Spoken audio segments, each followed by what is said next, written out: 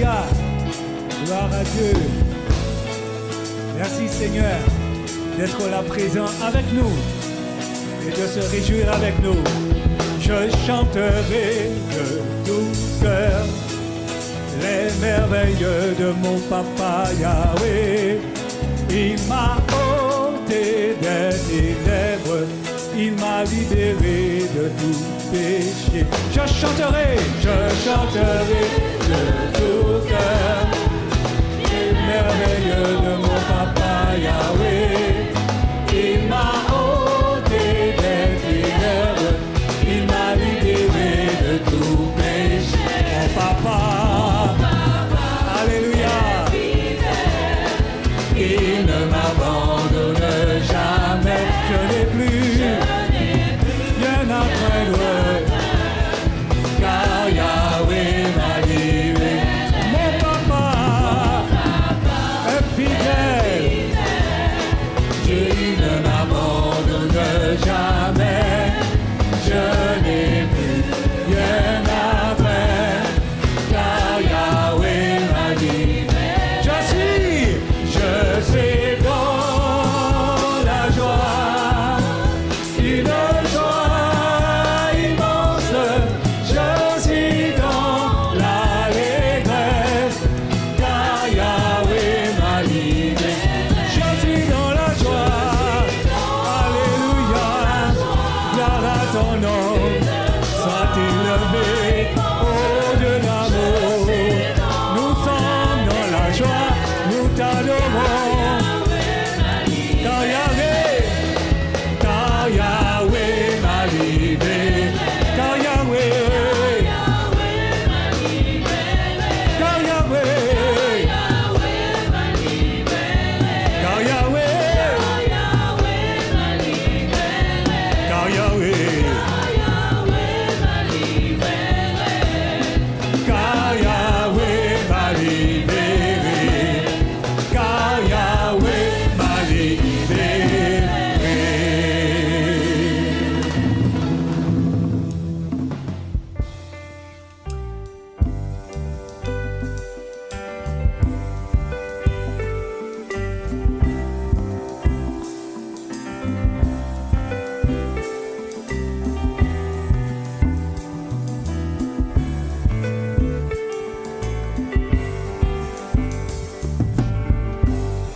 Tu es ma force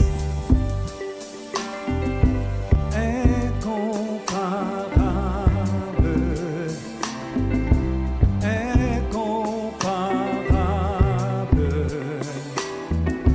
Tu viens à moi, tu es l'espoir incomparable.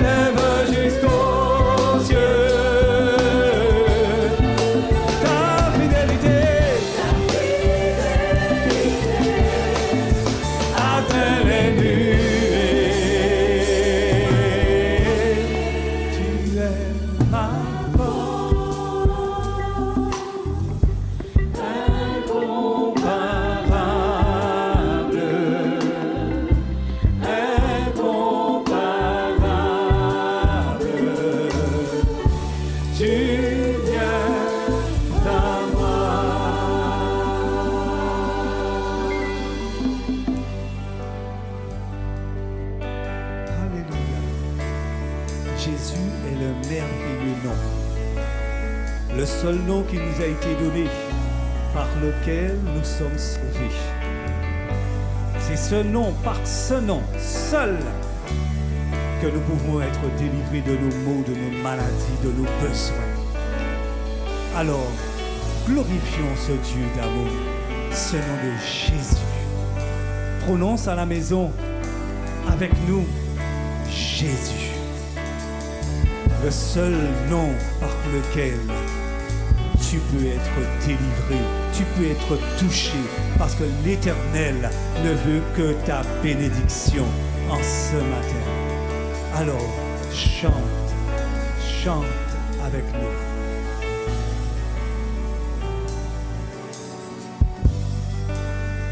Couronné,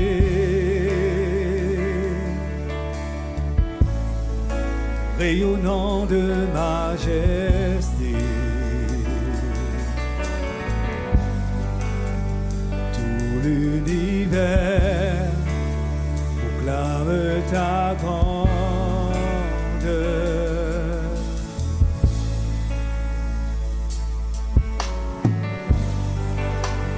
Glorifié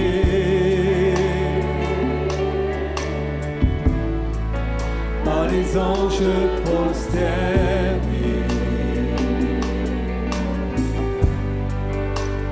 tu es assis à la droite du Père.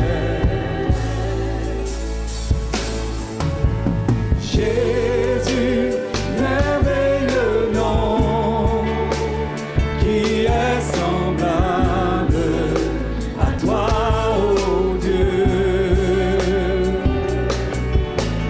Jésus, ton précieux nom est digne d'hommage.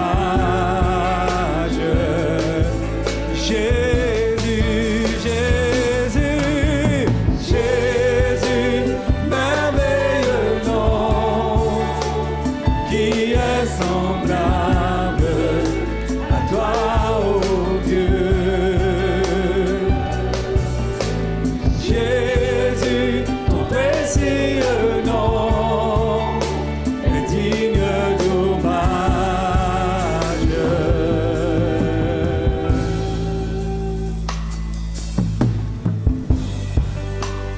Captivé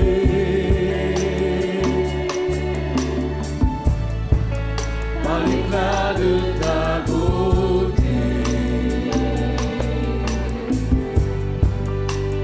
nos voix s'élèvent pour te rendre gloire.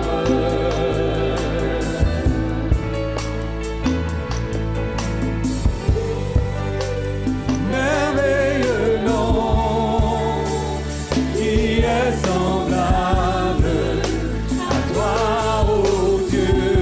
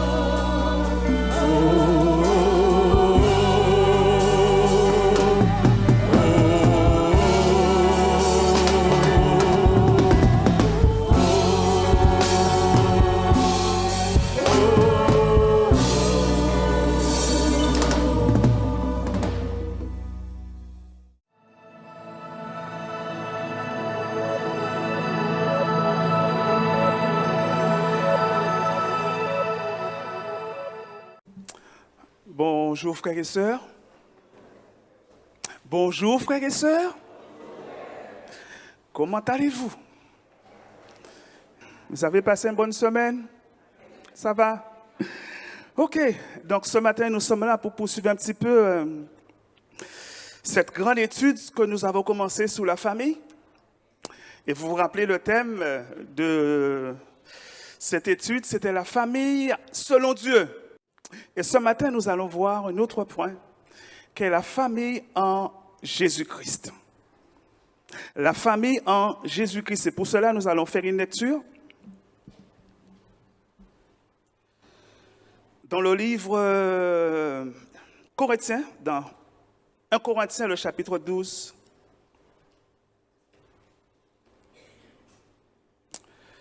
1 Corinthiens, le chapitre 12. Et nous allons lire à partir du verset 12 jusqu'au verset 21.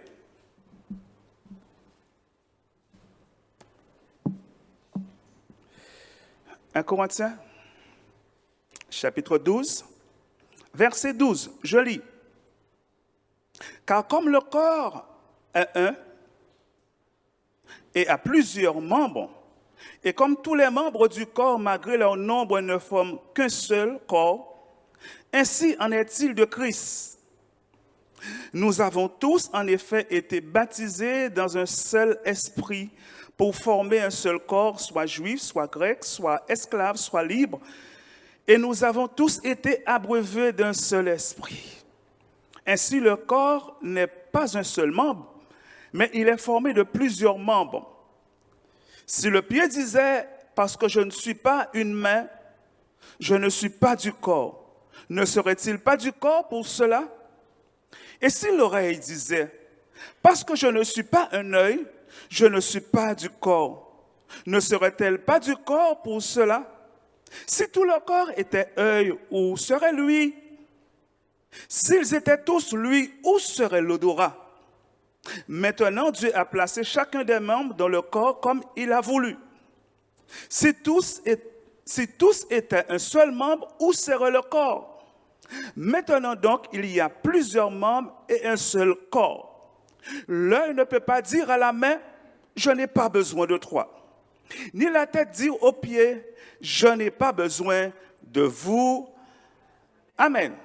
Te bénissons et nous te rendons grâce, Dieu. Nous prions encore en ce matin qu'au travers de ta parole, Seigneur, tu nous instruis, tu nous enseignes, que tu nous parles, oh Dieu. Ça fait des semaines que tu nous parles sous la famille, Seigneur, et nous prions que dans ta grâce infinie, Seigneur, nous soyons cette famille, Seigneur, et que nous puissions jour après jour vivre et marcher en nouveauté de vie comme tu l'espères et tu l'attends de chacun de nous. Nous prions qu'encore en ce matin, Seigneur, tu parles à nos cœurs comme tu sais parler au cœur des hommes, comme tu sais parler au cœur des femmes, oh Dieu, comme tu sais parler au cœur des jeunes hommes, d'une jeune fille, tu sais parler au cœur, oh Dieu. Alors parle-nous en ce matin et donne-nous d'être attentifs à tout ce que tu nous dis en ce jour. Père, à ton nom soit toute la gloire et cela dans le nom précieux, merveilleux, glorieux et béni de Jésus. Amen. La famille en Jésus-Christ. La famille en Jésus-Christ, frères et sœurs, ce sont des choses que nous disons. Ce sont des choses que nous chantons et c'est une réalité. Vous et moi, nous sommes une famille. Vous pouvez dire amen à ça, hein, frères et sœurs, parce que c'est une réalité. Nous sommes la famille en Jésus-Christ. Amen.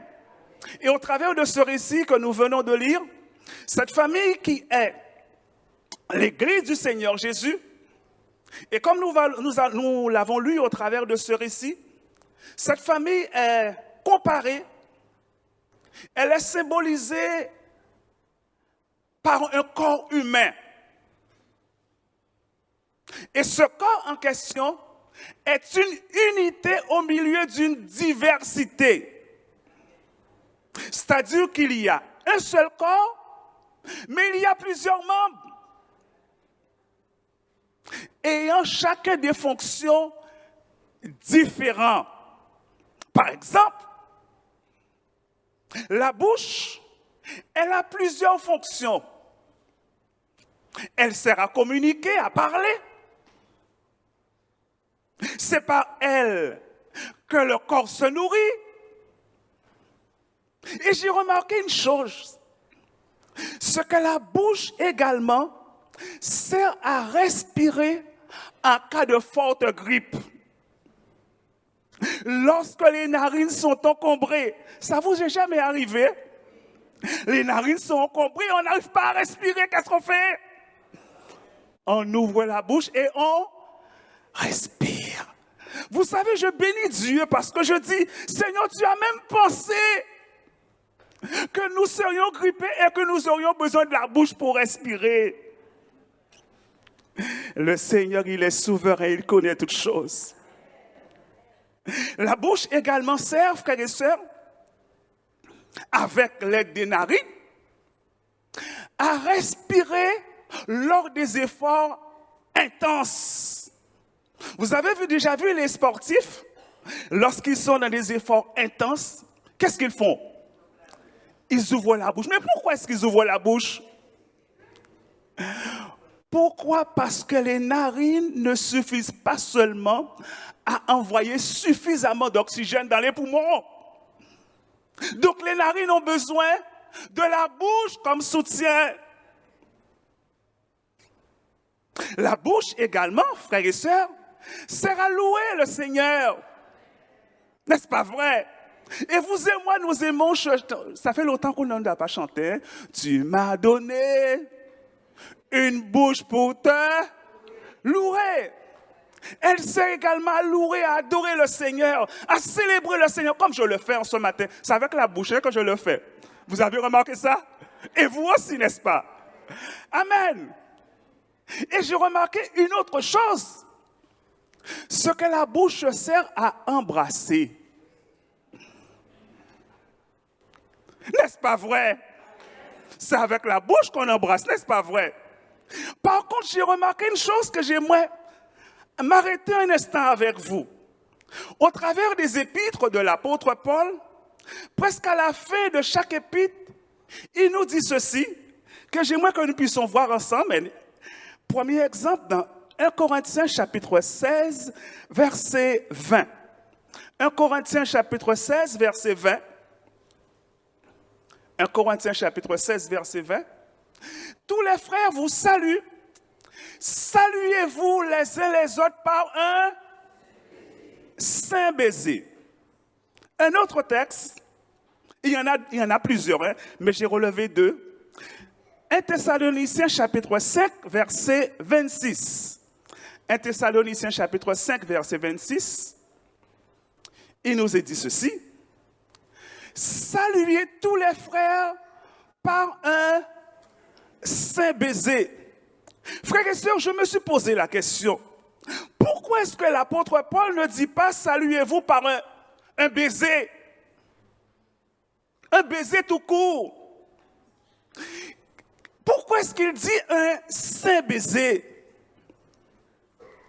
Alors ma question, qu'est-ce que cela veut dire? Qu'est-ce que cela sous-entend? Qu'est-ce que cela signifie un saint baiser?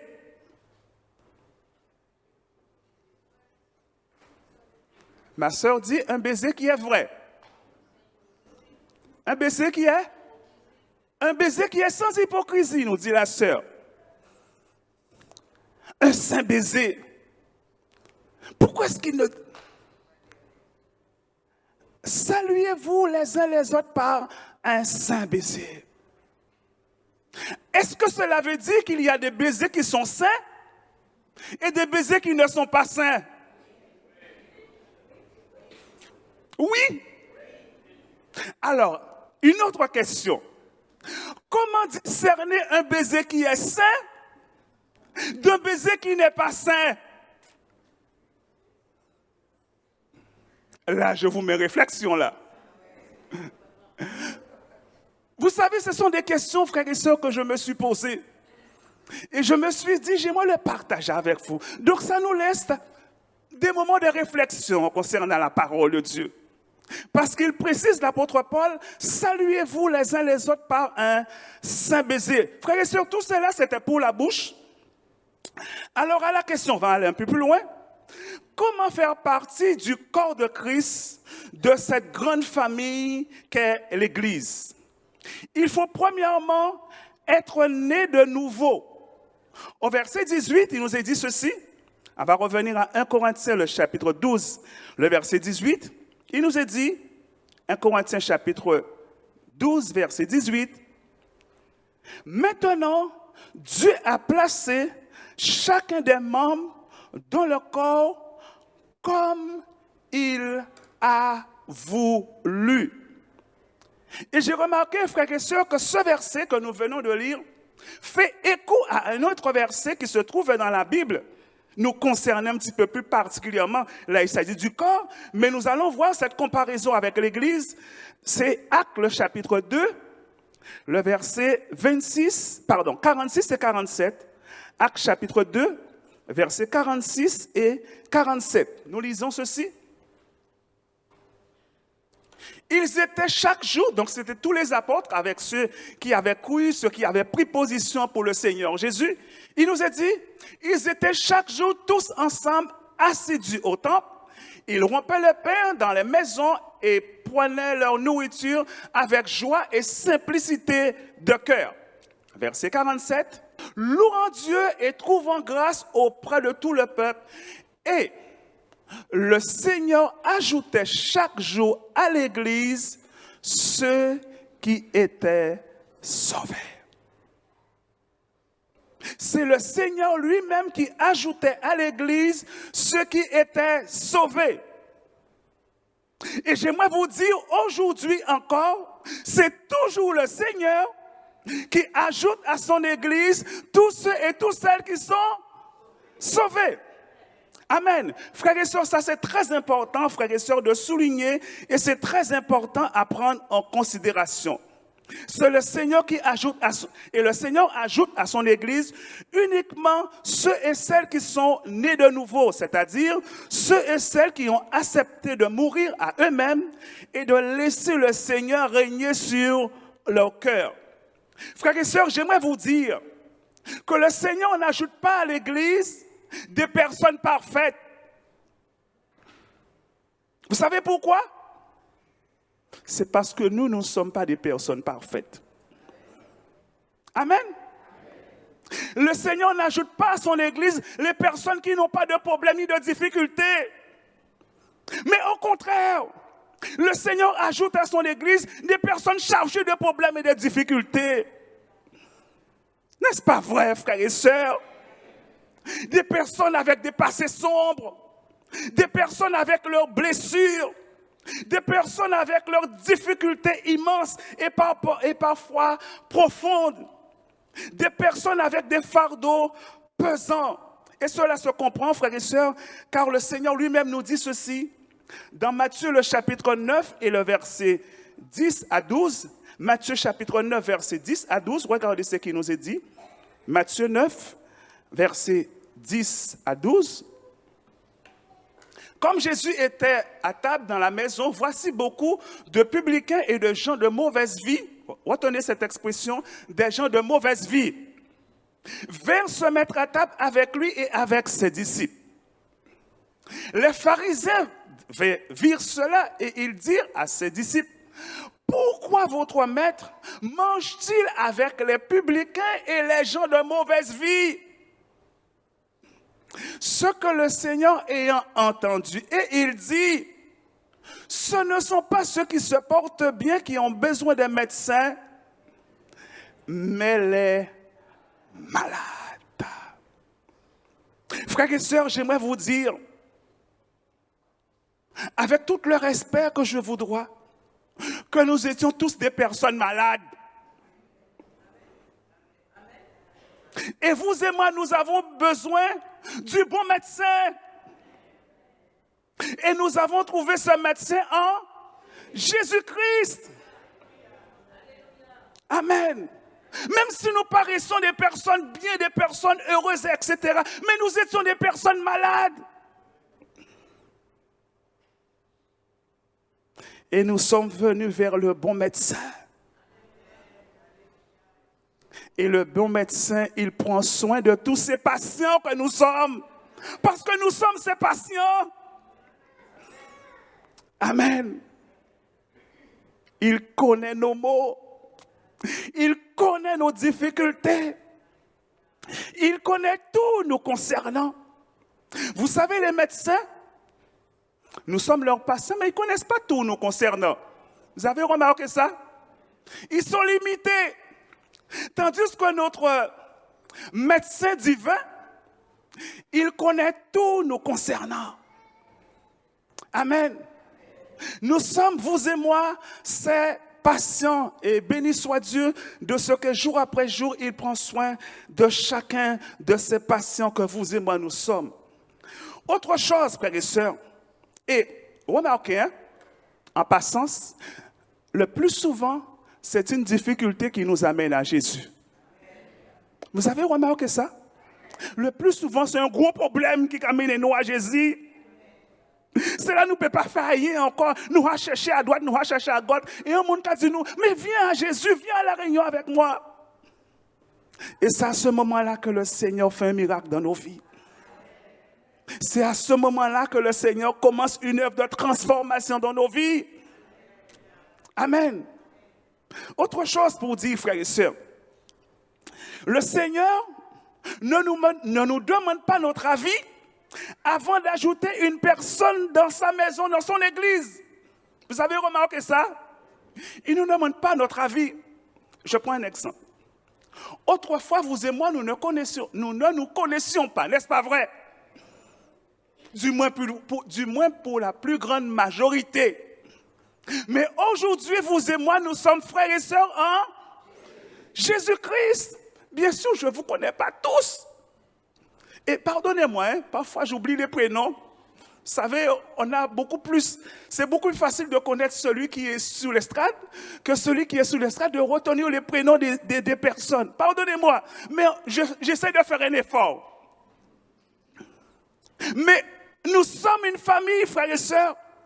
Et nous sommes frères et sœurs en Jésus-Christ.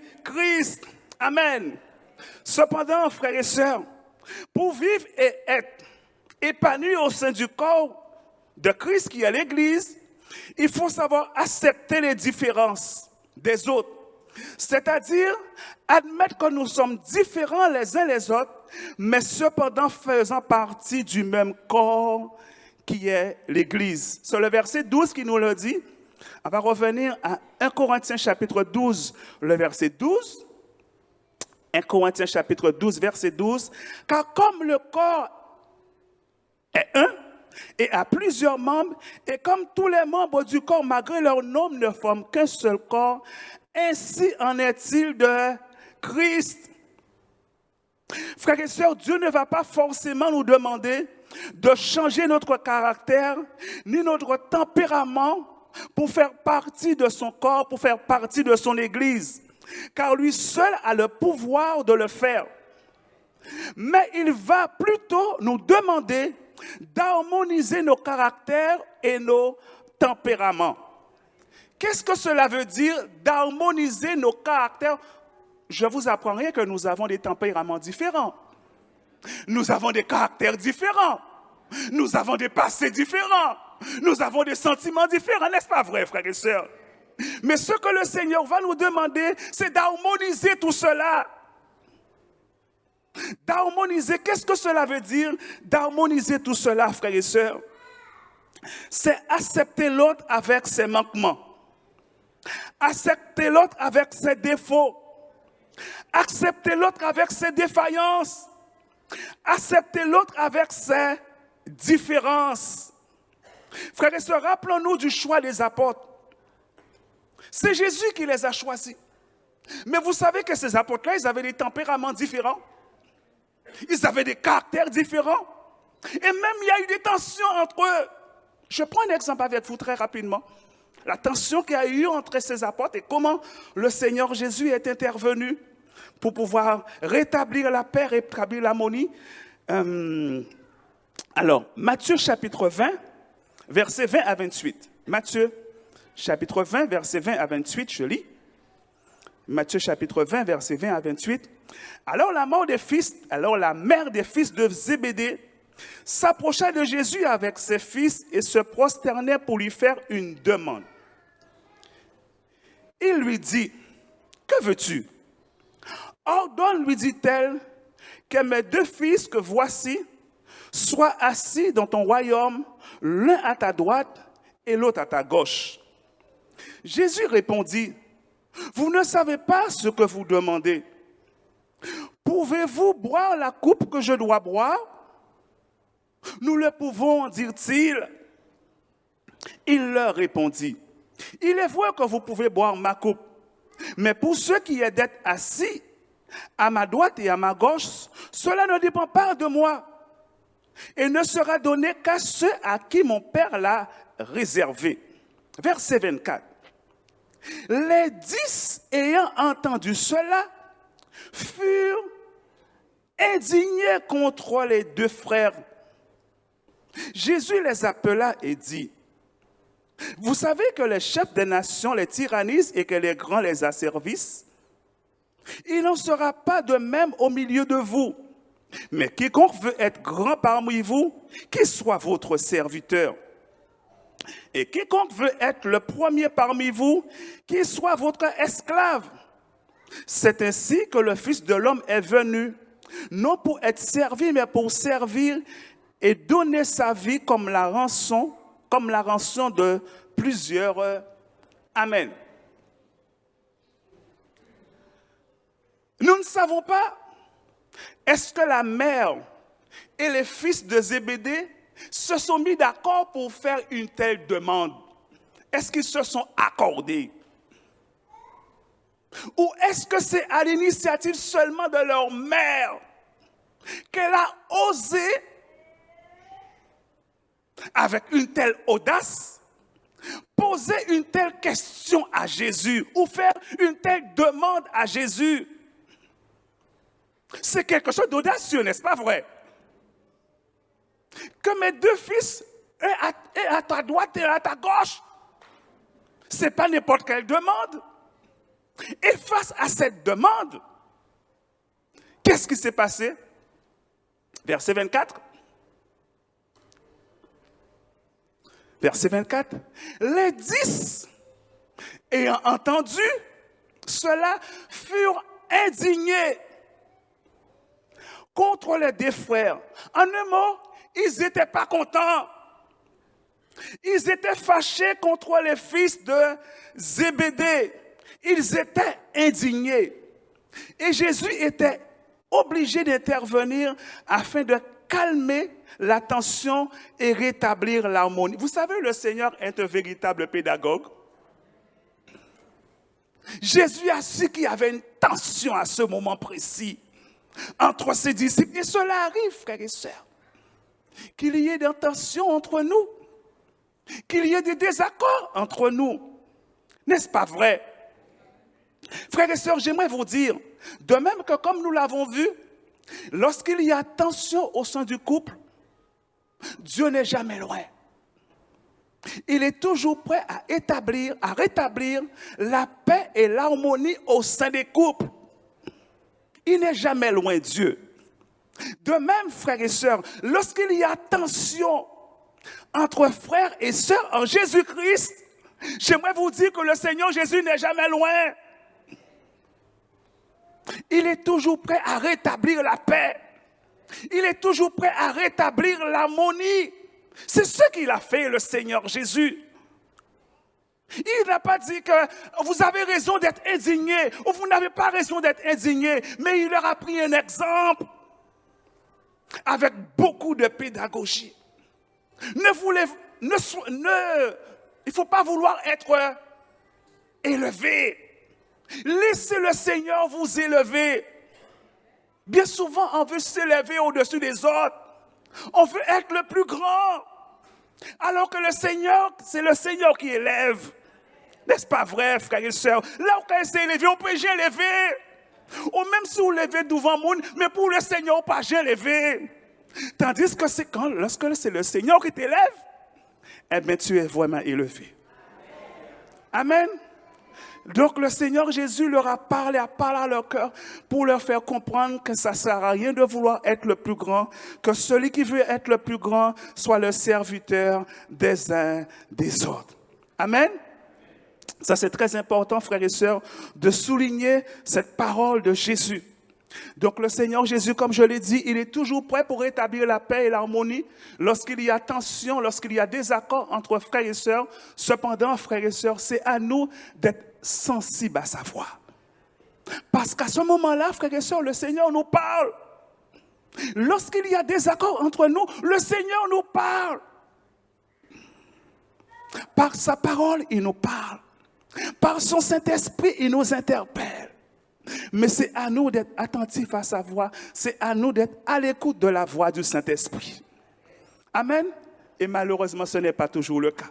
C'est pour ça qu'il y a des choses parfois qui perdurent, des tensions qui perdurent, parce que nous ne sommes pas à l'écoute de la voix du Saint-Esprit. Amen.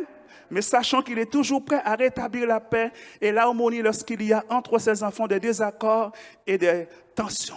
Frères et sœurs, en tant que membres du corps de Christ, vous et moi, nous sommes amenés à vivre en harmonie malgré nos différences. Au sein du corps de Christ, tous doivent être utiles. On va revenir à notre texte en 1 Corinthiens, chapitre 12. On va lire le verset 21. Tu peux mettre pour nous, s'il te plaît, verset 21. 1 Corinthiens, chapitre 12, verset 21. L'œil ne peut pas dire à la main, je n'ai pas besoin de toi. Ni la tête dire aux pieds, je n'ai pas besoin de vous. Frères et sœurs, le corps est un ensemble de membres en mouvement. Il n'y a pas de membres facultatifs, ni inactifs, ni inutiles. Mais tous les membres ont une fonction, voire plusieurs fonctions bien définies, comme nous l'avons vu concernant la bouche. Car si la bouche ne se met pas en mouvement pour nourrir le corps, c'est tout l'ensemble qui sera en difficulté. N'est-ce pas vrai, frères et sœurs? C'est tout l'ensemble qui sera en difficulté. Et j'ai remarqué une chose. Ne dites pas que je fais un peu de biologie ce matin, mais j'aimerais vous faire voir quelque chose qui peut-être on ne fait pas attention, mais qui a son importance. Vous savez, pour nourrir le corps, la bouche, enfin au sein de la bouche, il y a plusieurs catégories de dents. Les dents, il y a plusieurs catégories de dents. Alors, j'ai relevé les catégories. Il y a incisive, il y a canine, il y a prémolaire et il y a molaire. Ça fait beaucoup, hein? Et pourtant, tous se mettent ensemble. Ils sont complémentaires. Ils travaillent en harmonie pour faire entrer la nourriture à l'intérieur. Amen.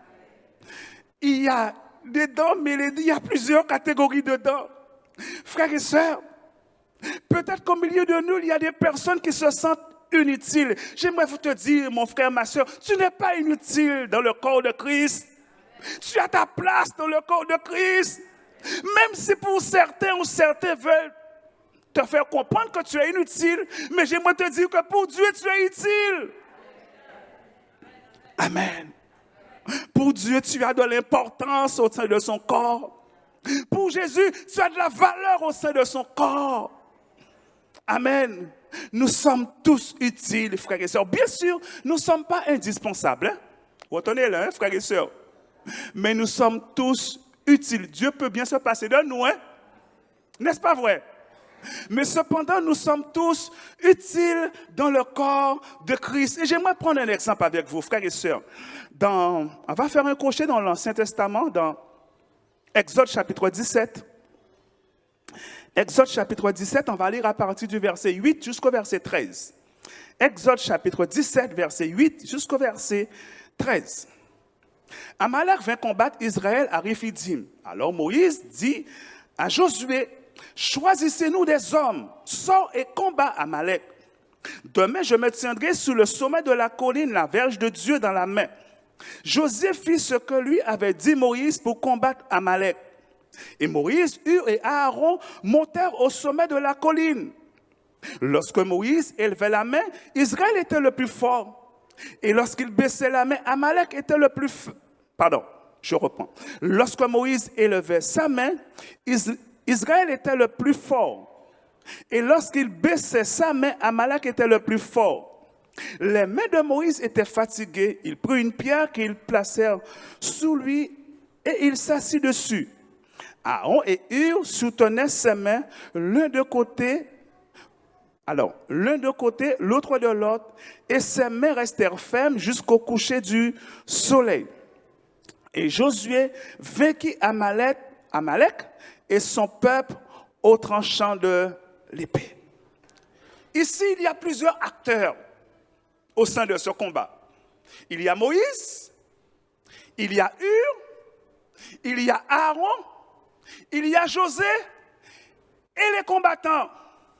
Ils sont en guerre. Mais dites-moi, et la femme de tous ces hommes? Et les femmes de tous ces hommes, frères et sœurs? Vous ne pensez pas qu'elle était en train de prier, en train d'intercéder pour l'armée du Dieu vivant? Et plus particulièrement, elles étaient en train de prier, d'intercéder pour leur époux, pour que leur époux leur revienne vivant. Mais si, frères et sœurs, elles étaient certainement en train de prier. Elles étaient certainement en train d'intercéder pour qu'Israël soit vainqueur. Amen. Et pour que leur époux leur revienne comme ils sont partis. Amen. En bonne santé. Frères et sœurs, ça c'est pour permettre à celles qui malheureusement pensent qu'ils sont inutiles. Vous êtes utiles dans l'église de Dieu. Vous êtes utiles dans la maison du Seigneur. Amen. Ça c'est très important, frères et sœurs, à souligner. Et ça c'est très important à prendre en considération. Amen. Amen. Amen. Frères et sœurs, comme dans toutes les familles, cela peut arriver et même cela arrive qu'il y ait des incompréhensions, des désaccords et même des blessures. Pourquoi? Parce que nous sommes différents les uns les autres. Mais dans tous les cas de figure, vous et moi, nous avons un seul modèle qui se trouve dans Colossiens chapitre 3, verset 13. Même quand il y a désaccord, même quand il y a conflit, même quand il y a tension entre nous, voilà le mot d'ordre que Dieu nous donne. On va lire ensemble ce mot d'ordre. Supportez-vous. C'est facile de se supporter, frères et sœurs. Mais c'est ce que le Seigneur nous demande. Et si le Seigneur nous demande de le faire, il va nous donner la capacité de le faire. Mais il faudrait que vous et moi, nous ayons la volonté. Parce que le Seigneur fait toujours appel à notre volonté, hein, frères et sœurs. Il faut le vouloir. Il nous dit, supportez-vous les uns les autres.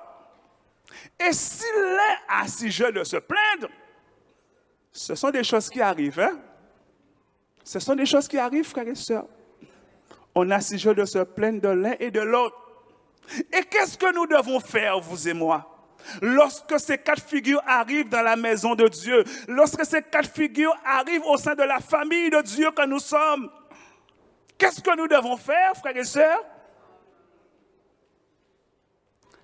Pardonnez-vous réciproquement. Pardonnez-vous réciproquement. Et pourquoi nous devons nous pardonner, frères et sœurs? La suite du verset nous le dit. Parce que Christ nous a pardonné.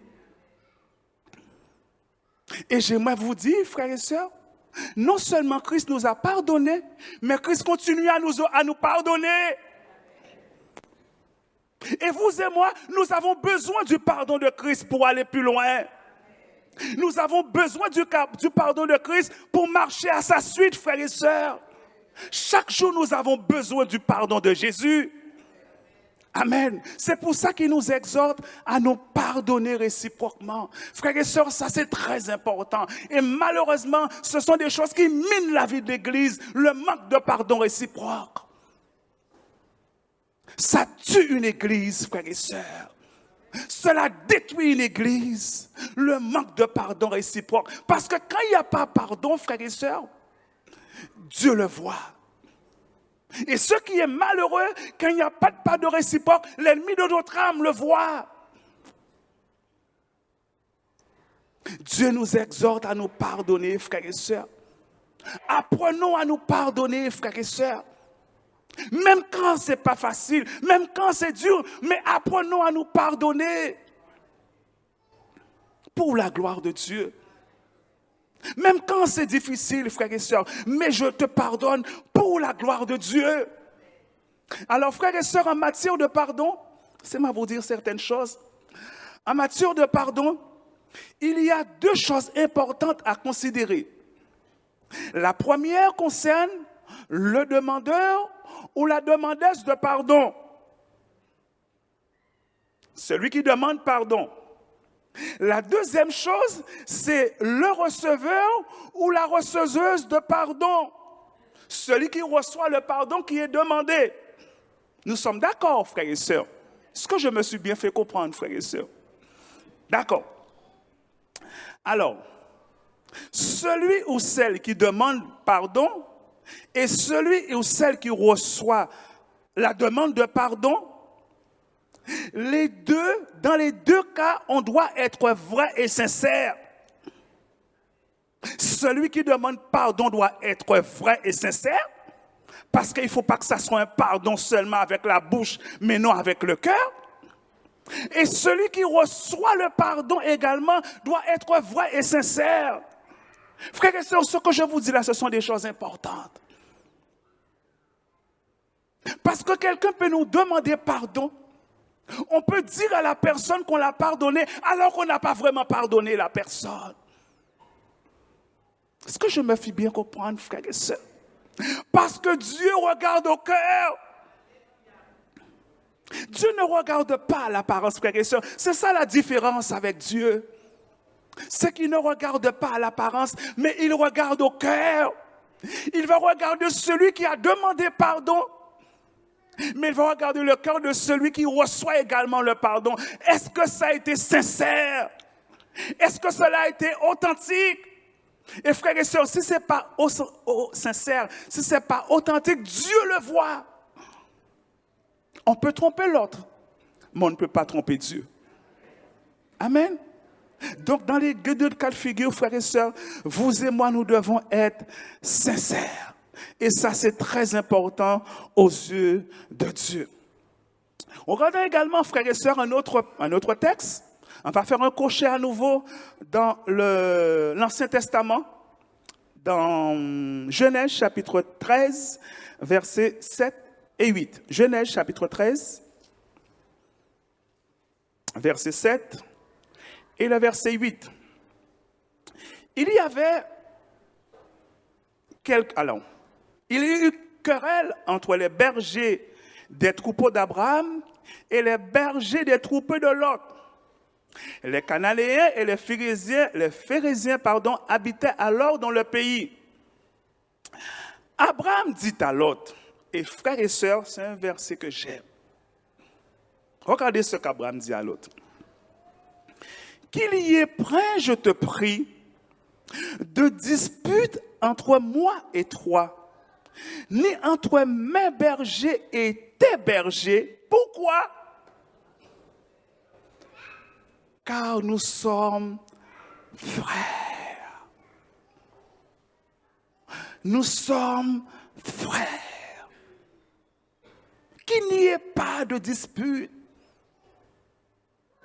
Qu'il n'y ait pas de conflit entre nous. Qu'il n'y ait pas de tension entre nous. Pourquoi?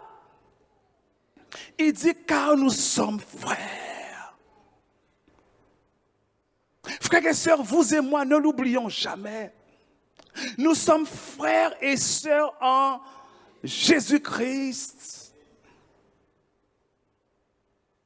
Nous sommes frères et sœurs en Jésus-Christ. Abraham dit, nous sommes frères. Et c'est vrai, frères et sœurs, lorsqu'il disait à Lot, nous sommes frères, parce qu'Abraham était un homme sincère. Mais vous et moi, n'oublions jamais que nous sommes non seulement frères, mais nous sommes frères et sœurs en Jésus-Christ. Il y a quelqu'un qui a donné sa vie pour nous.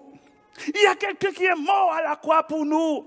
Il y a quelqu'un qui a souffert pour que vous et moi nous soyons sauvés. Et cette personne-là, c'est Jésus-Christ. Amen. En pensant à ce que Jésus a fait pour nous, en pensant à ce que Jésus a fait de nous, frères et sœurs, faisons tout pour vivre en harmonie.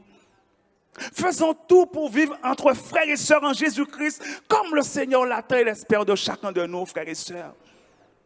Amen. N'oublions jamais ce que nous étions et ce que le Seigneur a fait de nous. Amen. Nous sommes aujourd'hui enfants de Dieu. Nous sommes aujourd'hui, comme on l'a dit, c'est une réalité. Nous sommes des princes et des princesses en Jésus. C'est beau de dire ces choses, frères et sœurs. Mais le Seigneur attend à ce que nous puissions vivre en harmonie dans sa maison. Que nous soyons vraiment en paix les uns avec les autres. Frères et sœurs, ça c'est très important. J'aimerais prendre, frères et sœurs, si vous le permettez, un autre texte, toujours parlant de l'harmonie, de l'unité qui doit régner entre nous, dans Philippiens, le chapitre 4, le verset 2 et 3. Philippiens, chapitre 4, versets 2 et 3. J'exhorte Évodie, j'exhorte Syntyche à être de même sentiment dans le Seigneur. Verset 3. Et toi aussi, fidèles collègues, oui, je te prie de les aider, elles qui ont combattu pour l'évangile avec moi et avec Clément et mes autres compagnons d'œuvre, dont les noms sont dans le livre de vie. Au sein de l'église de Philippe, il y avait deux sœurs qui étaient en désaccord. Verset 2, tu peux mettre pour nous, tu peux remettre le verset 2. C'était Évodie et c'était Syntyche. Il y avait une tension entre eux. Il y avait un conflit entre elles. Il y avait une tension entre elles, il y avait un conflit, il y avait un désaccord entre elles. Nous ne savons pas la nature. Nous ne savons pas les raisons de ce désaccord qu'il y avait entre elles. Et l'apôtre Paul, certainement, a eu écho de ce désaccord, de cette tension qu'il y avait entre ses sœurs de l'église de Philippe.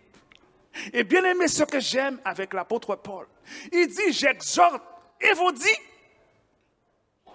mais il dit également, j'exhorte Syntyche. Et qu'est-ce qu'il leur demande? À être de même sentiment dans le Seigneur. En un mot, l'apôtre Paul leur dit, je ne veux pas savoir qui a tort, je ne veux pas savoir qui a raison dans cette histoire. Ce que je veux, c'est que vous soyez rétablis. Ce que je veux, c'est que vous soyez en paix les uns avec les autres. Je ne veux pas savoir ce qui s'est passé, mais j'exhorte Évodie, j'exhorte également Syntyche à être de même sentiment dans le Seigneur. Et certainement ces paroles font écho peut-être parmi nous.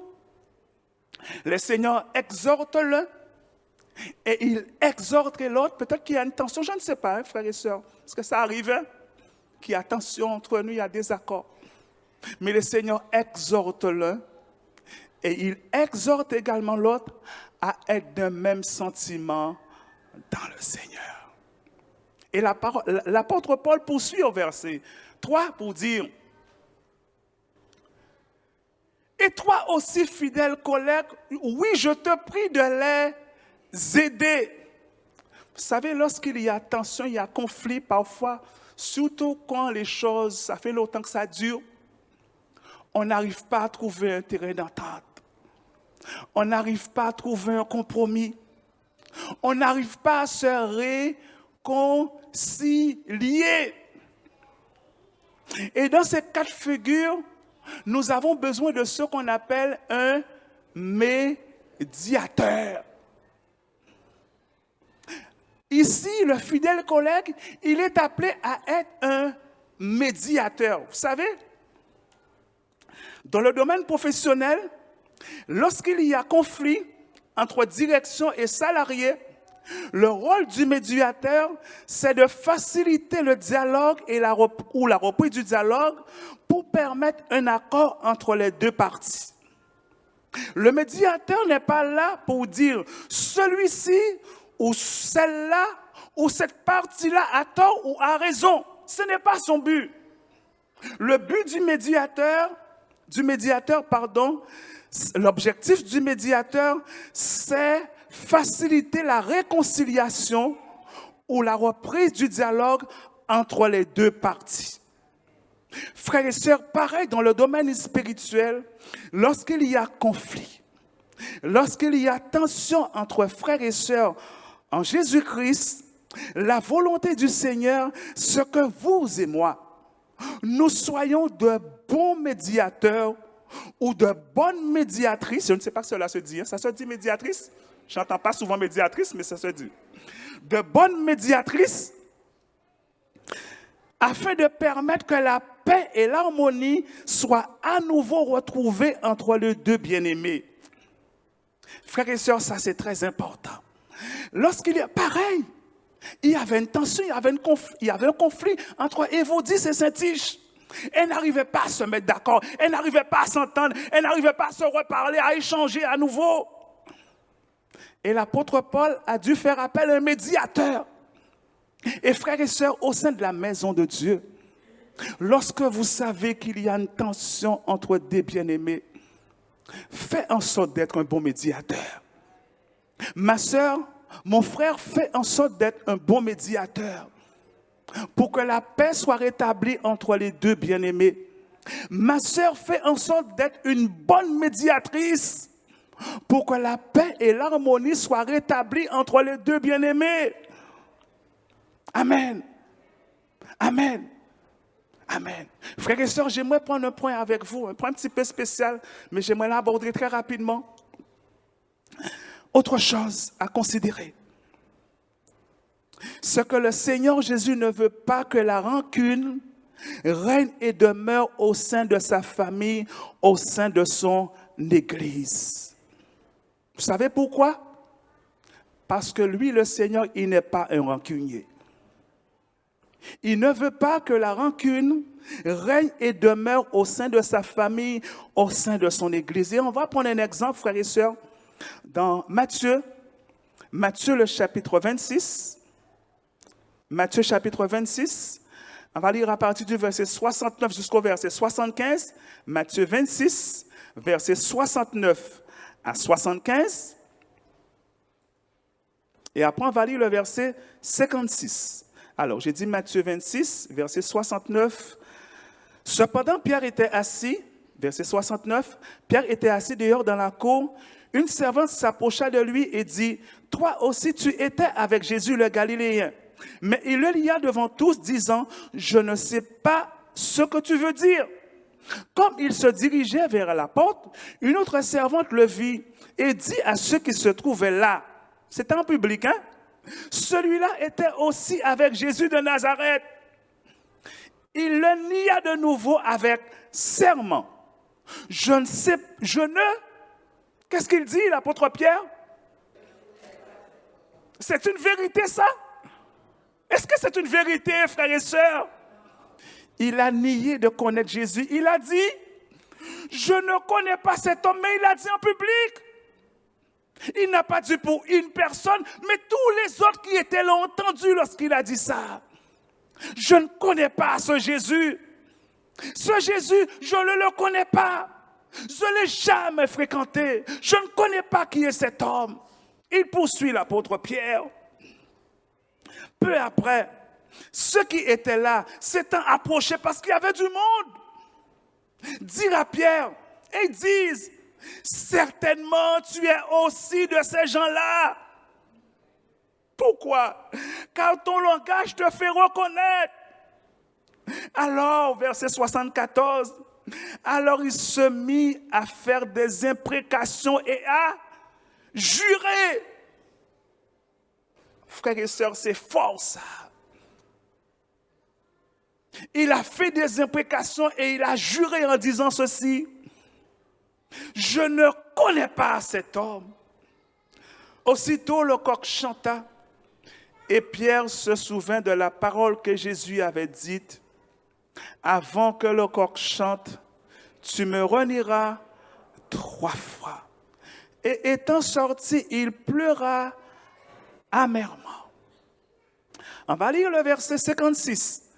Toujours Matthieu chapitre 26, verset 56. Mais tout cela est arrivé afin que les écrits des prophètes fussent accomplis. Alors, tous les disciples l'abandonnèrent et prirent la fuite. Retenez ceci, tous les disciples sans exception l'abandonnèrent et prirent la fuite. Maintenant, nous allons faire un crochet dans Jean, chapitre 21, versets 1 à 9. Jean, chapitre 21, verset 1 jusqu'au verset 9. Après cela, Jésus se montra encore aux disciples sur les bords de la mer de Tibériade. Et voici de quelle manière il se montra. Simon Pierre, Thomas appelé Didyme, Nathanaël, de Cana de Galilée, le fils de Zébédée, et 2 autres disciples, et Jésus étaient ensemble. Pardon, je reprends pour ne pas dire de bêtises. Alors, Simon Pierre, Thomas, appelé Didyme, Nathanaël, de Cana en Galilée, les fils de Zébédée, et 2 autres disciples de Jésus-Christ étaient ensemble. Verset 3. Simon Pierre leur dit, « Je vais pêcher. » Ils lui dirent, « Nous allons aussi avec toi. » Ils sortirent et montèrent dans une barque, et cette nuit-là, ils ne prirent rien. Le matin étant venu, Jésus se trouvait sur le rivage, mais les disciples ne savaient pas que c'était Jésus. Jésus leur dit, « Enfants, n'avez-vous rien à manger ?» Ils lui répondirent, « Non. » Il leur dit, « Jetez le filet du côté droit de la barque et vous trouverez. » Ils le jetèrent donc et ils ne pouvaient plus le retirer à cause de la grande quantité de poissons. Alors le disciple que Jésus aimait dit à Pierre, « C'est le Seigneur. » Et Simon Pierre, dès qu'il eut entendu que c'était le Seigneur, mit son vêtement et sa ceinture, car il était nu, et se jeta dans la mer. Les autres disciples vinrent avec la barque, tirant le filet plein de poissons, car il n'était éloigné de terre que d'environ 200 coudées. Lorsqu'ils furent descendus à terre, ils virent là des charbons allumés, du poisson dessus et du pain. Frères et sœurs, alors que les disciples avaient tous abandonné le Seigneur, alors que Pierre avait clairement renié le Seigneur, qu'est-ce que le Seigneur fait? Il leur prépare un bon petit déjeuner copieux sans jamais leur faire de reproches. Est-ce que vous avez compris ce que j'ai lu là pour vous, frères et sœurs? Il leur prépare un petit déjeuner copieux sans jamais leur faire de reproches. Frères et sœurs, j'aimerais vous dire, et ça c'est important, et là, les paroles que je vais dire en ce moment, la rancune par définition, c'est le ressentiment qu'on garde d'une offense. C'est quelque chose qu'on a sur le cœur vis-à-vis d'une personne qu'on n'a pas réellement pardonnée. Vous m'avez entendu? C'est quelque chose qu'on a sur le cœur vis-à-vis d'une personne qu'on n'a pas réellement pardonnée. On lui a dit qu'on l'a pardonné, mais on ne l'a pas réellement pardonné. Un monde qui rancunier, c'est un monde qui a parlé avec eux. Un monde qui rancunier, c'est un monde qui a ri avec eux. Mais c'est un monde qui n'est pas bien avec eux. C'est un monde qui a mangé en bas qu'on pour le boire. Pardonnez-moi de le prendre en créole, hein, frères et sœurs. Je me fais comprendre pour les bien-aimés. Un monde qui rancunier, c'est un monde qui a mangé en bas, comme pour le bois. Vous savez, c'est quoi le pour le bois? Les termites, ou pas vrai, là, mais on travaille qu'il a fait. C'est ça quelqu'un de rancunier, frères et sœurs. Et j'aimerais vous dire de la part de Dieu, frères et sœurs, notre Maître et notre Seigneur n'est pas rancunier. Donc nous, en tant que ses enfants, frères et sœurs, faisons tout avec sa grâce pour que la rancune ne gagne pas notre cœur. Et aussi malheureusement la rancune a gagné notre cœur, faisons tout avec la grâce de Dieu pour enlever dans notre cœur cette rancune qui nous ronge et qui fait du tort à l'église du Seigneur Jésus. Vous m'avez entendu, frères et sœurs? Ce sont malheureusement des choses qui arrivent. Faisons tout avec la grâce de Dieu, frères et sœurs, pour que la rancune ne règne pas dans la maison de Dieu. Amen. Frères et sœurs, j'entame la conclusion pour dire ceci. La famille en Christ est une belle et grande famille. Amen. Et plus que jamais, vous et moi, nous devons tout faire pour que la paix et l'harmonie règnent au sein du corps de Christ, au sein de l'église de Jésus-Christ, au sein de la famille de Dieu. Pourquoi? Premièrement, parce que c'est la volonté du Seigneur que son église, que sa famille, que son corps soient unis dans l'amour. Dans la prière que le Seigneur Jésus a formulée à Dieu concernant son église dans Jean, le chapitre 17, le verset 20 à 23, ce sera notre avant-dernier verset, Jean chapitre 17, verset 20 à 23, il nous est dit ceci. Ce n'est pas pour eux seulement que je prie, mais encore pour ceux qui croiront en moi par leur parole. Verset 21. Afin que tous soient un, comme toi, Père, tu es en moi, et comme je suis en toi, afin qu'eux aussi soient un en nous, pour que le monde croit que tu m'as envoyé. Verset 22. Je leur ai donné la gloire que tu m'as donnée, afin qu'ils soient, vous pouvez dire, hein? Afin qu'ils soient un, comme nous sommes un. Et verset 23. Moi en eux et toi en moi, afin qu'ils soient parfaitement un. Et que le monde connaisse que tu m'as envoyé et que tu les as aimés comme tu m'as aimé. Amen. Qu'est-ce que vous avez retenu au travers de ces 3 versets, frères et sœurs? Il y a un mot qui revient, n'est-ce pas vrai? Le mot unité, comme le corps, afin qu'il soit un.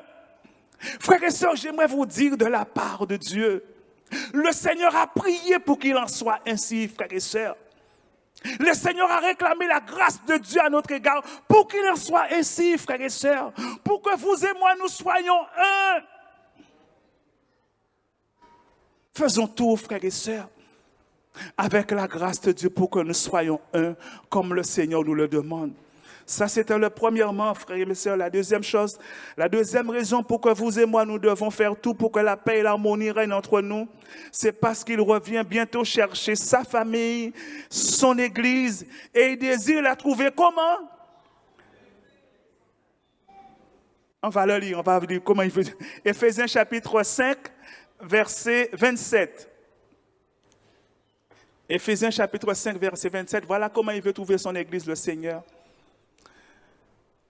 Éphésiens 5, afin de faire paraître devant lui cette église, premièrement, glorieuse, deuxièmement, sans tache, troisièmement, ni ride, quatrièmement, ni rien d'appréhensible, ni rien de semblable, mais sainte et irrépréhensible.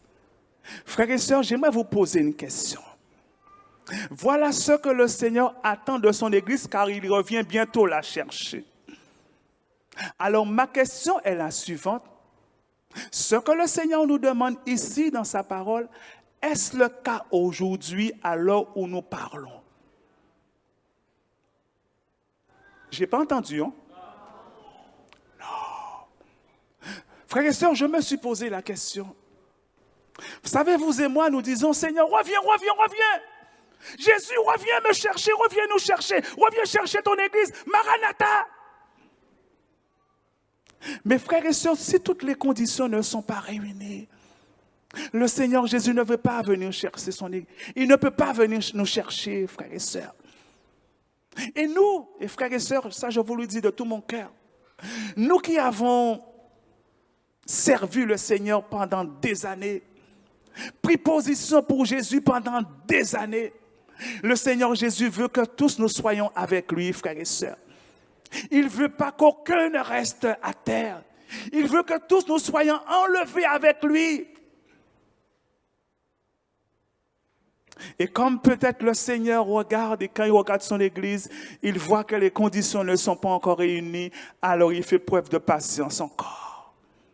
En attendant que vous et moi, nous prenions conscience, que nous prenons des résolutions pour que son église soit comme il espère et il attend de chacun de nous.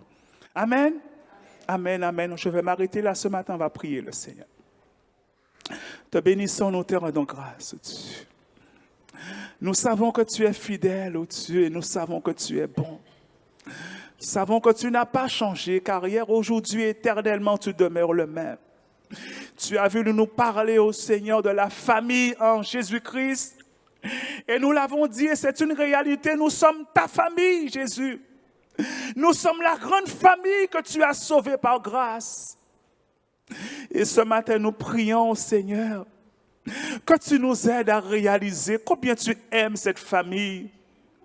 Que tu nous aides à réaliser combien tu prends soin de ta famille, Jésus. Et combien tu aimerais que cette famille soit unie. Que cette famille marche de même pas. Que cette famille marche de même cœur.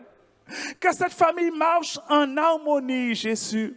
Aide-nous à réaliser cette réalité, Seigneur. Car nous savons que tu reviens bientôt nous chercher. Alors aide-nous à remplir les conditions, Seigneur, pour que nous soyons enlevés avec toi lorsque tu reviendras bientôt pour prendre ton église, Seigneur. Seigneur, agis dans le cœur de mon frère. Agis dans le cœur de ma sœur. Agis dans mon cœur, agis dans nos cœurs, oh Dieu, pour que la paix et l'harmonie règnent et demeurent dans ta maison. Règne et demeure dans ton église, Seigneur. Oh, je te prie et je t'exalte, car je sais que tu es fidèle, oh Dieu. Ne permets pas, Seigneur, que nous puissions entendre pour entendre, mais aide-nous à prendre des résolutions. Aide-nous, s'il te plaît, à remplir les conditions, Seigneur, pour que ta volonté s'accomplisse dans chacune de nos vies et qu'en toute chose, ton nom seul soit glorifié. Te bénissons pour toute grâce qui vient de toi, Père. À ton nom soit toute la gloire, et cela dans le nom de Jésus. Amen. Amen.